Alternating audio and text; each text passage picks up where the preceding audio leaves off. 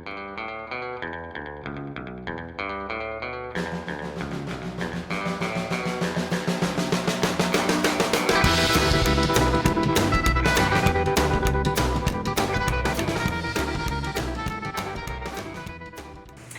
guys, I'm here with Ruby and we are going to talk about her and her business. So, what is the name of your business and what exactly do you do?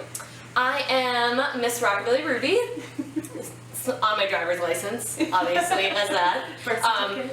Charles is now Mr. Rockabilly Ruby. I'm sure he loves that. He does love that.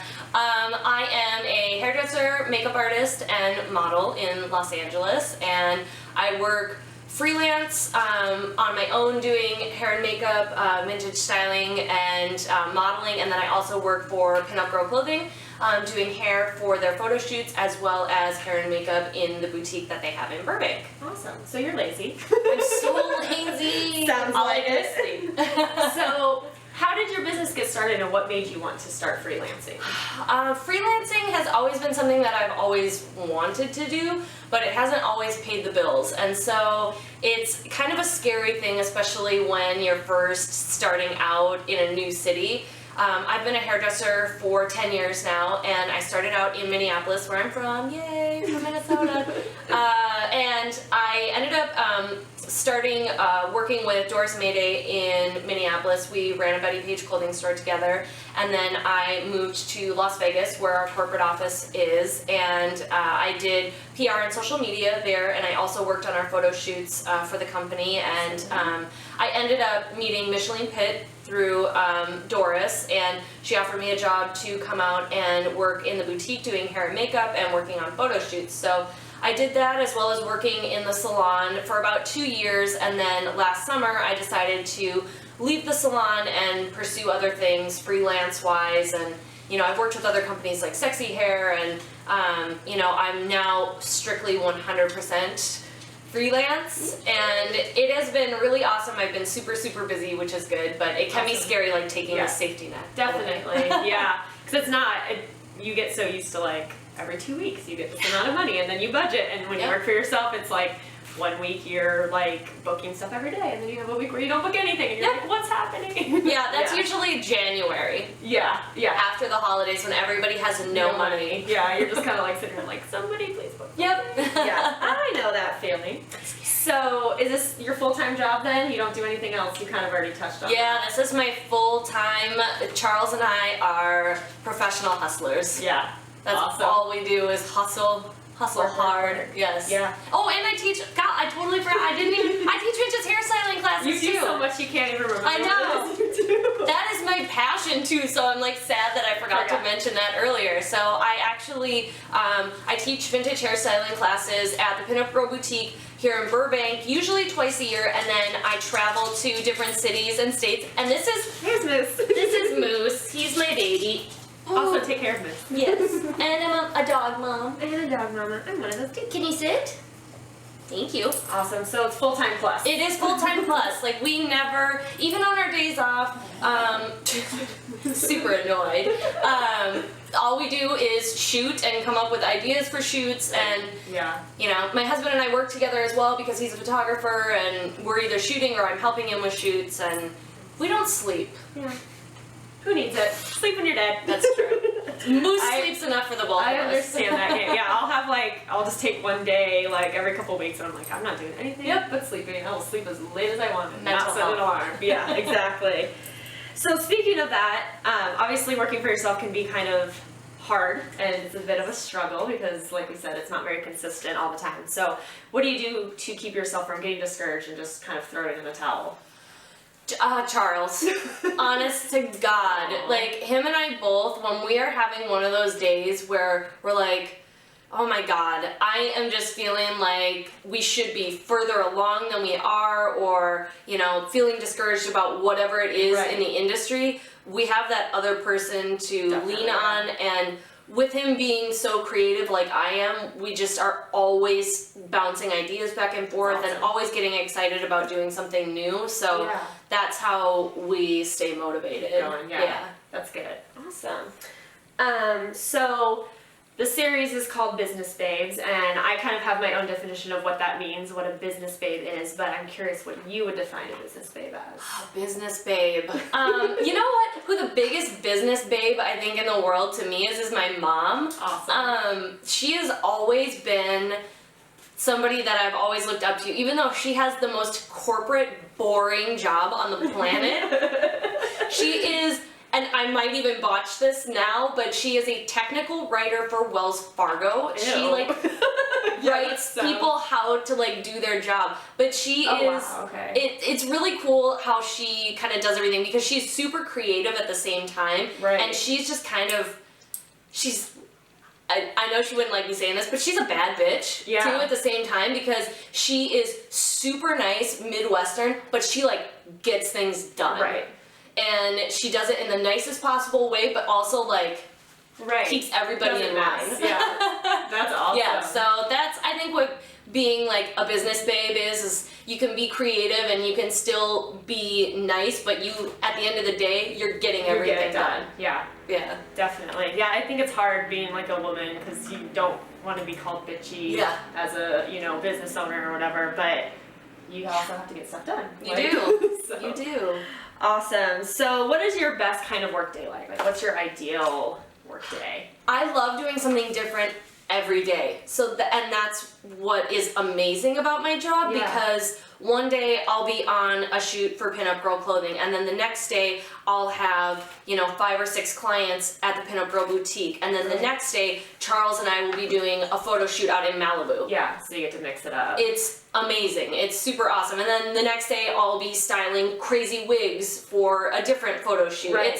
Everything is always different. Or we're filming YouTube videos. I have a YouTube channel too. Oh yeah. I don't sleep. I can't emphasize that enough. Like I'm always doing you just stuff. keep remembering. Yes. Oh, I do this too. I do this too, right? That's awesome. I have a million jobs. Yeah. You have to in Los Angeles. Yeah. Oh yeah. You have to anywhere really. Just keep yourself nice and busy. Yes. I like being a busy bee. I can't deal with like being bored. No. That's the worst feeling in the world. We're going on our honeymoon next month? 2 months? Soon. Sometime soon. And we're gonna be gone for 15 days. And I told Charles that we're not gonna work. And he just laughed from the kitchen. You're gonna be doing photo shoots. Yeah. Well, he told me we have to share a suitcase. That doesn't seem possible. Yeah, no. And so he's like, well, how many lights can I bring? What can I bring for this? And I was like, what about my skirt? Yeah, exactly. I need a petticoat though. I need cute dresses. You should see my car right now coming out here for this trip. I was like, especially because I knew I was going to be filming these, so I brought like a different outfit for each one. And then I had to have other clothes to wear. And like, my sister got in the car and she had like 3 little bags, and I was like, where's your clothes? Like, what are you doing? Like, how is that possible? Awesome. So what are you most proud of in regards to your business? Like, what's one of your biggest accomplishments? I think everything that Charles and I do together, I'm super proud of the work that we produce because it's completely different from anything else that you see out there right now because we don't shoot typical pinup. Right. Working for Pinup Girl and shooting with other photographers that are within the pinup realm is my bread and butter, and I love doing it, and it's amazing. But then being able to go and do things that are really surreal and high fashion and different, that is what really feeds my creativity. Yeah. I absolutely love doing that. And, anytime we get something published, I think probably one of my most proud moments was the first time we got Charles' work published in a magazine. And it was in Pink Bow City, and it was our slumber party photo shoot. And it was amazing. So that was like a really proud moment to be able to get that stuff published. Yeah, getting published feels really good. It does. Yeah, I've been in Retro Lovely 2 or 3 times, but the first time I just like cried. Yeah. And I was like, oh my gosh, I'm in Retro Lovely. Because that was like, that's the pinnacle of pinup magazines is that one. So it was pretty exciting to get in there. It's a good feeling. I actually like also got in Phoenix magazine. That was a big deal too. That was pretty cool. No, getting published is like seeing your name like in print. Exactly. You're like other people like saw this too. Yes. It's not just me on my computer. People had to buy this. Yeah, exactly. And I'm gonna send it to my mom to put on the refrigerator. Exactly, right?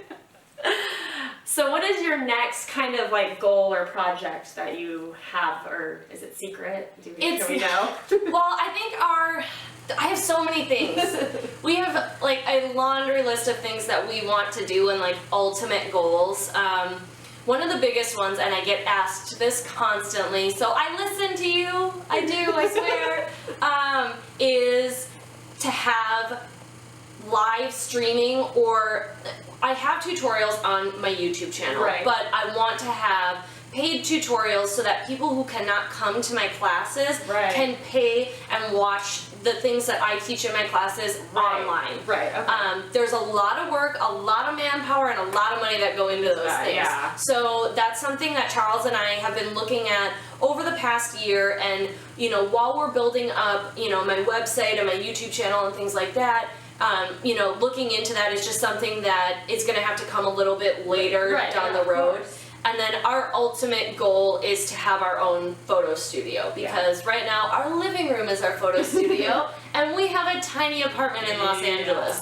So that is shooting from home is hard. Yeah, I have a bigger house, and it's still hard, even having like a 3-bedroom house. It's like I feel like I'm constantly playing musical chairs. Like, okay, now put this piece of furniture over here, and then this one over here, and then you try to just like shuffle. It's Tetris. Exactly. The entire time. Awesome. All right, next question would be, what is the biggest like procrastination or distraction that you have? What causes you to like lose focus the easiest? I love this question because I think it's just fun. Charles and I both of us get really excited with new things, and for us, you know, my YouTube channel, you know, now that I have the past couple of weeks after our wedding, you know, we've had some time to film, but we have like no time to edit. And you know, the people who I watch on YouTube that I follow, and they're like, I put out 3 videos a week. I'm like, homegirl, how do you do that? How are you doing this? Because I work like 50 million jobs, and the way that we produce our YouTube videos, it's not something where I'm just setting up, you know, my phone or whatever. We have Charles, like, we set up like 4 lights, we have mics, we have different sound coming from different places. He actually has it hooked up so we can watch it on the TV as we're filming. So you can see what's happening. And then awesome. It's really cool, and I had never done video editing before, and so, you know, he had done a little bit of it, and we both have Adobe Premiere. I had never used it before, so going through and actually doing like actual professional video editing with like professional equipment and all of that sort of stuff, it's a lot of work. So, you know, it's not just like, oh, film it and just upload it. I wish it was well, that's what a lot of people do, because it's, you know, it's easy to just like film, put it up, whatever, but to make it look beautiful and professional and everything like you guys do, it's hard. That's a smidge of work. So that all just kind of gets like pushed to the side after, you know, like if you're working a 15-hour photo shoot, and then you come home and you're like, do I want to edit a video or do I want to eat a sandwich and go to bed? Exactly. Sandwich in bed. Like, I should sleep before I have to get up for another like 7 a.m. call time. So probably need to do that would be nice once we have time. More time, whenever that happens. Let me know when you figure that out, because I need to find it. I just need a time machine or a time slower downer. That would be nice some days. Yes. Awesome. Well, where can people find your YouTube channel and everything you do? Is there like one spot they can go to that keeps you up to date with everything you're doing? I have my website, which is MissRockabillyRuby.com, and then I have my YouTube channel, which is Miss Rockabilly Ruby, my Periscope channel, which is live streaming video.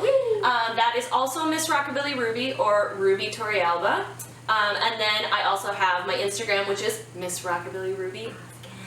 I know, it's really confusing. I have so many names for everything. I know, it's nice to keep it consistent. Some people like mix it up, and I'm like, nope, you gotta have that nice consistency. Keep it all the same. I'll make sure I list everything too, so people can know how to spell and all of that. Thanks for talking with me. Thank it was you. awesome. And Moose. And thanks, Moose. He's out. It's like, whatever. I just felt him fart on my lap. Oh, great. Cute. So. All right, bye.